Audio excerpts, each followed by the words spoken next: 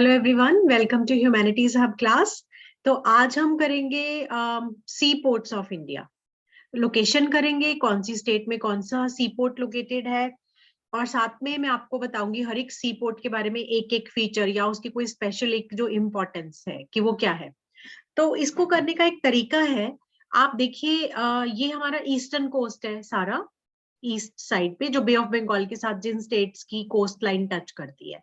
तो आपको देखना है कि इस तरफ हमारे 4 स्टेट्स हैं, वेस्ट बंगाल, उड़ीसा, दिस इज आंध्र प्रदेश और तमिलनाडु। आंध्र प्रदेश में से अब तेलंगाना निकल चुका है, ये पुराना पीडीएफ है तो इसलिए यहाँ पर नहीं है, पर वहां हमें जाना नहीं है, हमें सिर्फ ये देखना है जो स्टेट्स सी कोस्ट शेयर करते हैं। तो वेस्ट बंगाल में यहाँ पर देखिए, ये जो ऐसे बोट टाइप का एक सिंबल बना है, याच टाइप का, ये सी पोर्ट का होता है। ये देखिए यहाँ पर। तो सी पोर्ट बेसिकली वेस्ट बंगाल में 2 सी पोर्ट्स है, कोलकाता और हल्दिया। कोलकाता के बाद हल्दिया बना है, कोलकाता पहले बना था। फिर यहाँ पर उड़ीसा में पारादीप, ठीक है।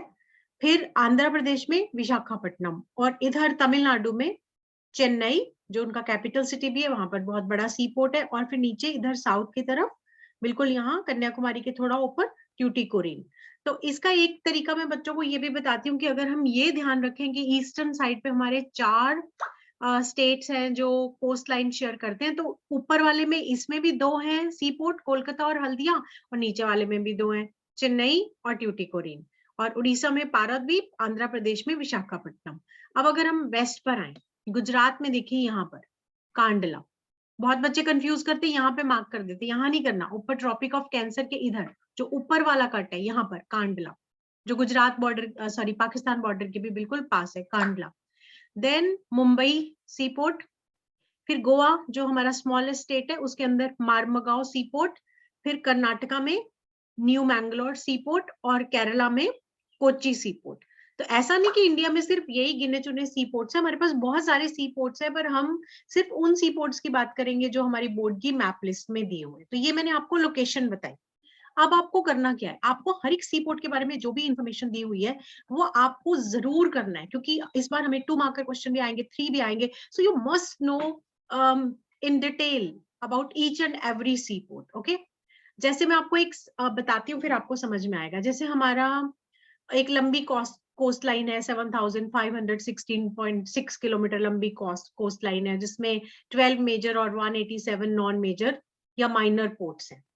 तो आपको फर्स्ट जो वेस्टर्न साइड पे गुजरात में जो फर्स्ट पोर्ट है कांडला, उसके बारे में बहुत इंफॉर्मेशन है। देखिए कि कांडला पोर्ट के बारे में आप क्या जानते हैं, या इंडिया में आफ्टर इंडिपेंडेंस कांडला पोर्ट हमने क्यों डेवलप करा, उसके बारे में काफी कुछ दिया हुआ है। देखिए, कांडला इन कच्छ, गुजरात का वो एरिया जहां पर है, it was the first port developed after independence to ease the volume of trade on Mumbai port. अब रीजन मिल गया आपको कि हमने कांडला पोर्ट को क्यों डेवलप करा। मुंबई पोर्ट तो पहले से था, तो आफ्टर इंडिपेंडेंस पहला पोर्ट हमने कांडला इसलिए बनाया था उस साइड पे, क्योंकि पहले कराची पोर्ट जो था वो पाकिस्तान में चला गया। जब इंडिया और पाकिस्तान डिवाइड हो गए तो उस तरफ पहले कराची था, कराची सी कोस्ट पर है, पाकिस्तान का एक सिटी है, वहां पर सी पोर्ट था तो वहां से काम होता था। पार्टीशन हो गई तो कराची पाकिस्तान को चला गया, तो सारा का सारा बर्डन मुंबई पोर्ट पर आ गया। तो मुंबई पोर्ट के ऊपर इतना ज्यादा उसको थोड़ा डीकंजेस्ट किया जाए, थोड़ा कोई और पोर्ट बनाया जाए, इसलिए हमने कांडला पोर्ट को सबसे पहले डेवलप करा in the wake of loss of Karachi port to Pakistan after partition. फिर दूसरा फीचर कांडला का क्या है कि टाइडल पोर्ट है। जैसे सी के अंदर हाई टाइड आती है, लो टाइड आती है, तो जिन सी पोर्ट्स जो ऐसी जगह पर लोकेटेड है जहां पर हाई टाइड या लो टाइड का काफी इंपैक्ट होता है, उसको हम टाइडल पोर्ट बोलते हैं। ये काफी सारे पोर्ट्स हैं हमारे जो टाइडल पोर्ट्स हैं, तो कांडला भी हमारा एक टाइडल पोर्ट है। It caters to the convenient handling of export and import of highly productive granary and industrial belt. पूरा आगे दिया हुआ है कि ये किस किस एरिया को केटर करता है, जम्मू कश्मीर, हिमाचल, पंजाब, हरियाणा, उस तरफ वो पूरी ग्रेनरी है, ग्रेन्स उगते हैं। तो वहां से कांडला सी पोर्ट उनको नजदीक पड़ता है, बजाय इसके कि वो पूरा ईस्टर्न साइड पे कोलकाता या पारादीप या कहीं और जाएं। तो ये कांडला सी पोर्ट की इंपॉर्टेंस हो गई। कितने हमें 3 पॉइंट्स मिल गए कि हमने उसको, हमारा वो टाइडल पोर्ट है, वो इंडिपेंडेंस के बाद पहला पोर्ट था जिसको हमने डेवलप करा, क्योंकि कराची पोर्ट वहां चला गया था।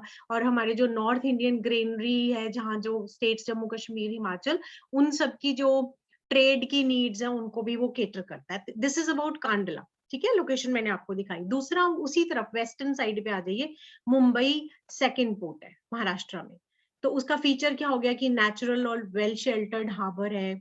अब मुंबई पोर्ट जो है उसको डीकंजेस्ट करने के लिए, क्योंकि वो बहुत बड़ा पोर्ट है, उसमें बहुत ज्यादा ट्रेड एक्टिविटी होती है, तो उसको डीकंजेस्ट करने के लिए हमने एक उसके साथ एक और पोर्ट भी बनाया है जिसको हम बोलते हैं जवाहरलाल नेहरू पोर्ट, ठीक है। फिर गोवा में आ जाइए, मारमगांव पोर्ट। ओके, तो मारमगांव पोर्ट जो है उसका एक फीचर दिया हुआ है कि ये एक premiere iron ore exporting port है। अब ये हर एक सी पोर्ट की एक एक फीचर आ गई।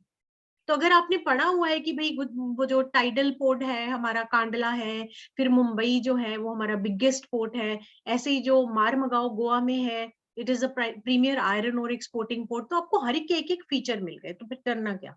So this port accounts for 55% of India's iron ore export. फिर आ जाइए कर्नाटका में, new Mangalore, located in Karnataka, caters to export of iron ore concentrates from Kudremukh mines. अब देखिए, जिन बच्चों ने बुक को पढ़ा है उनको एकदम से ही समझ में आ जाएगा कि बाय चांस तुम्हें ये क्वेश्चन आ जाए कि वो सी पोर्ट जो जहां से आयरन ओर एक्सपोर्ट होता है जो कुद्रेमुख माइन से आता है, तो कुद्रेमुख माइन से आने वाला सारा जो आयरन ओर है वो एक्सपोर्ट होता है न्यू मैंगलोर से। आयरन ओर के साथ मारमगांव भी रिलेटेड है, लेकिन जहाँ कुद्रेमुख के बारे में पूछा जाए तो फिर हमारा हो गया न्यू मैंगलोर। और फिर उसी तरफ हमारा लास्ट हो गया बच्चे कोच्चि, केरला में। तो it is located at the entrance of lagoon with the natural harbour. ये हर एक पोर्ट की एक एक फीचर है। तो गुजरात में कांडला, फिर मुंबई महाराष्ट्र में, फिर Marmagao in Goa, then new Mangalore in Karnataka, and last one is Kochi. ऐसे अगर आप लिख लिख के ब्रीफ ब्रीफ याद करेंगे आपको एकदम हो जाएगा। अब अगर हम ईस्टर्न साइड पर आ जाए, ईस्ट में तमिलनाडु, तो एक्सट्रीम साउथ में दो सी पोर्ट्स हैं, ट्यूटिकोरिन तमिलनाडु में। अब इस पोर्ट की क्या फायदा है कि ये जो बिल्कुल डाउन साउथ है, एकदम साउथ में, तो ये हैंडल करता है सारा का सारा ट्रेड कार्गो, तो हमारे नेबरिंग कंट्रीज श्रीलंका, मालदीव्स, क्योंकि वहां से वो पास है। उसके अलावा दूसरा तमिलनाडु में सी पोर्ट है Chennai. It is the oldest artificial port of the country. अब ये इसका फीचर हो गया कि in case you get this question की name the oldest artificial port, this is Chennai. That means Tamil Nadu में दो सी पोर्ट्स हैं। चेन्नई ओल्डेस्ट आर्टिफिशियल पोर्ट है, और जो दूसरा है ट्यूटिकोरिन, वहां से श्रीलंका और मालदीव्स के लिए हम ट्रेड करते हैं। फिर आइए, बहुत बार, कितनी बार मैंने देखा बोर्ड एग्जाम में क्वेश्चन आता है कि name the deepest landlocked port, तो वो Visakhapatnam, Andhra Pradesh, deepest landlocked port. Landlocked means कि इसको बाकी सारी तरफ से, तीन तरफ से लैंड में घिरा हुआ है, एक साइड सिर्फ सी की तरफ रास्ता खुला है।